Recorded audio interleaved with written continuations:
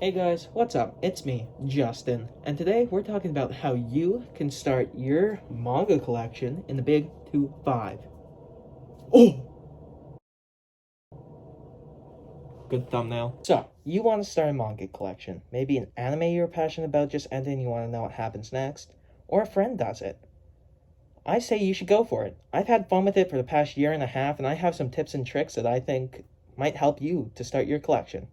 Now, cons with starting it are it's pricey, and it's pricey. Also, it's very pricey. I bought 3 books today. They were $50. I'm not saying don't do it, but just note that you're going to need a bit of money to start, or you can grow your collection a bit slower than others. Now, moving on to the good stuff. You got to think ahead.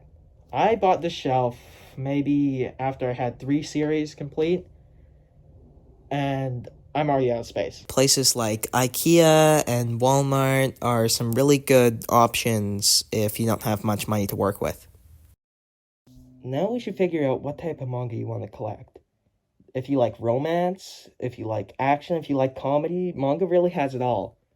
So figure out what you want to read and then go online. I find Shonen Jump is really good because you can read the first 3 chapters of a manga. And that's normally what I'll do before I go and buy a new series to see if I like its art style, its characters, its stories. I even check the spines because they're on the shelf and you see them every day. So you want to make sure you like the story and it looks good on the shelf if you really care about that. Now remember, buy stuff that you like.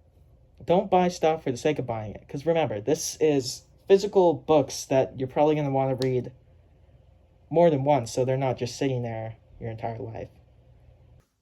So now, you have your money, which I don't, because, I was 2K, man. Why do I spend so much money on stuff? And you go to the store, and you get to the manga you want to read, but you see 3 different types.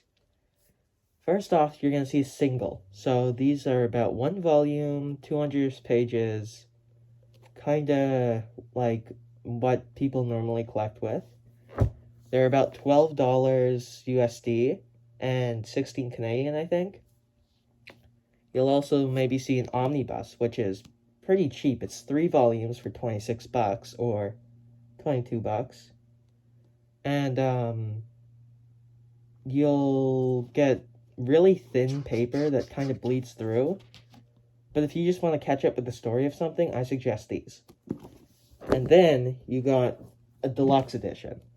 Now these books are heavy, they're really high quality, and if you enjoy the series or you want to just spend some extra money to have the series in a nicer form, go with these. Well, that's all I really have to say with things that are technical, but here are some tips and tricks for you to start.